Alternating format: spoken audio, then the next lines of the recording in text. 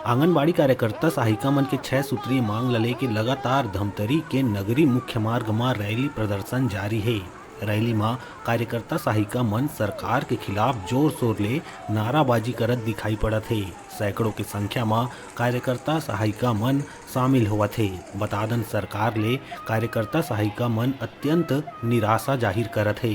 मुख्यमंत्री भूपेश बघेल और महिला बाल विकास मंत्री अनिला भेड़िया के नाव रैली और धरना स्थल में जोर शोर ले नाराबाजी करत है। निश्चित समय अंतराल में मांग पूरा नहीं होए के कारण अनिश्चितकालीन धरना प्रदर्शन जारी है। कार्यकर्ता सहायिका मन के कहना है कि जब तक मांग पूरा नहीं होगी तब तक लगातार धरना प्रदर्शन और रैली प्रदर्शन जारी रही।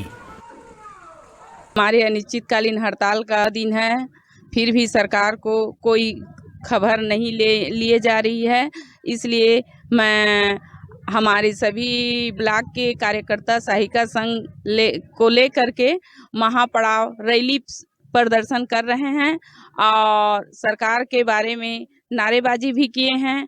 और हमारे जब तक 6 सूत्री मांग पूरा नहीं होगा तब तक हम अनिश्चितकालीन हड़ताल पे डटे रहेंगे और अपने हक को लेकर के रहेंगे हम।